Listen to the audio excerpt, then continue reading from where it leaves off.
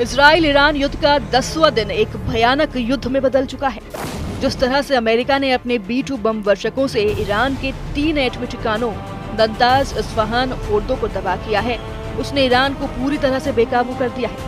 हालात तो ये हैं कि अमेरिका ने सुबह 4:30 बजे ईरान पर हमले किए, जिसमें B-2 बम वर्षक से 30 टन बम अकेले ईरान के फोर्दो परमाणु ठिकानों पर बरसाए गए, जबकि 30 टन क्रूज मिसाइलों से ईरान के नतांज, इस्फहान परमाणु ठिकानों को तबाह अमेरिका ने कर डाला है।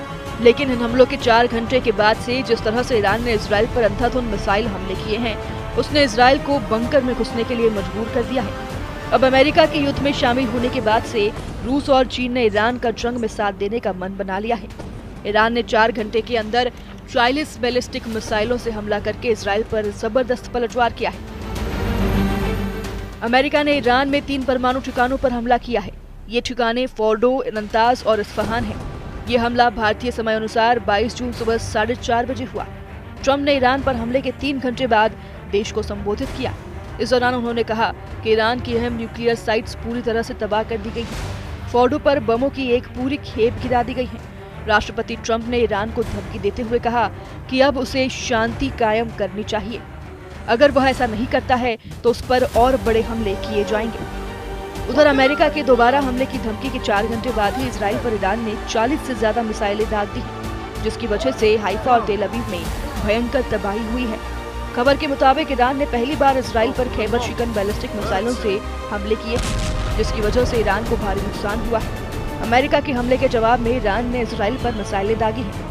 इस्लामिक रिवॉल्यूशनरी गार्ड्स कॉर्प्स यानी IRGC ने कहा कि उन्होंने इजराइल पर सबसे बड़ा अटैक किया है और 14 अहम ठिकानों को निशाना बनाया है।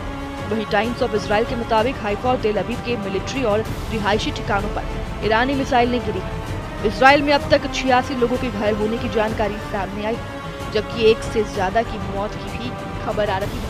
खबर ये भी है कि ईरान ने इजराइल के बेन गुरियन एयरपोर्ट पर 2 राउंड में मिसाइल हमले किए हैं। ईरान ने इजराइल पर पहली बार खैबर शिकन मिसाइल दागी। ईरानी मीडिया आउटलेट्स की तरफ से एक वीडियो जारी किया गया है, जिसमें खैबर शिकन मिसाइल को दिखाया गया है।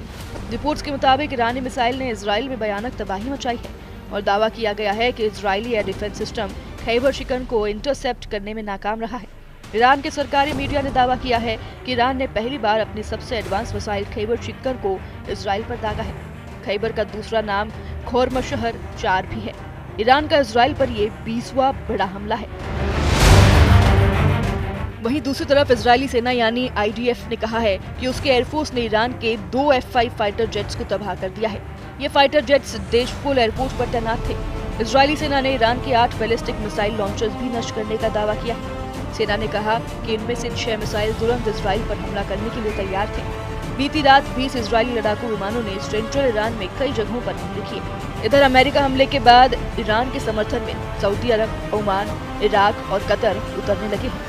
उन्होंने अमेरिकी हमलों की सख्त निंदा की है।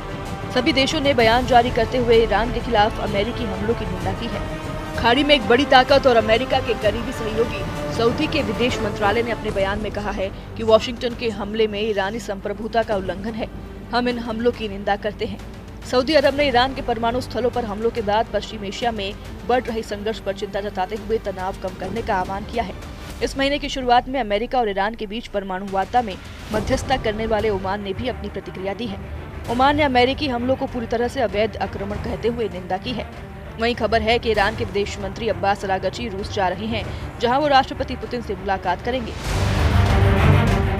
अमेरिका ने ईरान के परमाणु ठिकानों पर जिस तरह से ताबड़तोड़ हमले किए हैं, उसके बाद परिस्थितियां गंभीर हो गई हैं।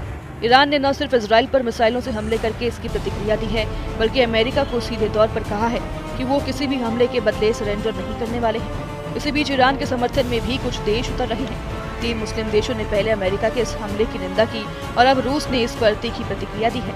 रूस की फेडरेशन काउंसिल की अंतर्राष्ट्रीय मामलों की समिति के उपाध्यक्ष आंद्रेई क्लीमोव ने कहा है कि अमेरिका की सीधी सैन्य कार्रवाई ने वैश्विक तनाव को एक नई ऊंचाई पर पहुंचा दिया है। अब कई देश परमाणु हथियार और हाइपरसोनिक मिसाइल विकसित करने की दिशा में सोच सकते हैं। रूस के पूर्व राष्ट्रपति दिमित्री मेदवेदेव ने तो यहां तक दावा कर दिया है कि ईरान पर हुए अमेरिकी हमलों से ईरान के भूमिगत परमाणु ठिकानों को नुकसान नहीं हुआ है। दावा किया जा रहा है कि ईरान ने अमेरिकी हमले से पहले ही फोर्डो न्यूक्लियर फैसिलिटी में मौजूद ज्यादातर यूरेनियम को किसी और जगह पर शिफ्ट कर दिया था।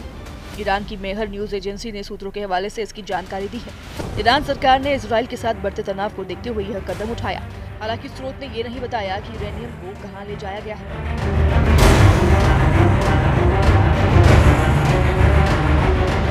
अमेरिका की ओर से ईरान के परमाणु ठिकानों पर किए गए हमलों की अंतर्राष्ट्रीय आलोचना जारी है। अब चीन ने भी इस पर कड़ी प्रतिक्रिया देते हुए अमेरिका को पिछली रणनीतिक भूलों को दोहराने से सावधान किया है। चीन के सरकारी मीडिया चैनल CGTN की एक विशेष टिप्पणी में कहा गया है कि अमेरिकी कार्रवाई एक खतरनाक मोड़ है जो मध्य पूर्व को और अधिक अस्थिर कर सकता है। हालांकि इजराइल ईरान पर अमेरिकी हमलों से गदगद है। इजराइल के राष्ट्रपति आइजैक हर्जोग ने अमेरिका के ईरान पर किए गए हमले को ऐतिहासिक बताया है। उन्होंने कहा कि ट्रंप के बयान अमेरिका और इजराइल के बीच गहरे और साहसी रिश्तों को दिखाते हैं। हालांकि हर्जोग ने चेतावनी दी कि अब भी लड़ाई खत्म नहीं हुई है, आने वाले दिन और ज्यादा मुश्किल हो सकते हैं। उन्होंने इजराइल के लोगों से अपील की है कि अधिकारियों के दिशा निर्देशों का पालन करें।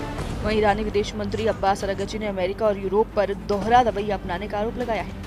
उन्होंने सोशल मीडिया पर लिखा, पिछले हफ्ते हम अमेरिका के साथ बातचीत कर रहे थे, तभी इजराइल ने हमला कर कूटनीति को खत्म कर दिया। फिर हम यूरोपीय देशों से बात कर रहे थे, फिर अमेरिका ने उस प्रक्रिया को खत्म कर दिया। अरागची ने सवाल उठाया कि इस सब के बावजूद यूरोप ईरान से कैसे उम्मीद कर सकते हैं कि वह बातचीत के रास्ते पर लौटे। अरागची ने 2 टूक कहा, जब हमने बातचीत छोड़ी ही नहीं तो वापस कैसे लौटे। उसे खत्म करने की पहल तो हमारी तरफ से कभी नहीं हुई है। वहीं ईरान के विदेश मंत्री अब्बास अरागची ने कहा कि अमेरिका के हमले के बाद अब डिप्लोमेसी का कोई मतलब नहीं है। अब ऐसे हालात में अंदाजा लगाया जा सकता है कि इजराइल और ईरान युद्ध विश्व युद्ध की तरफ तेजी से बढ़ने लगा है। Bureau report, news 18।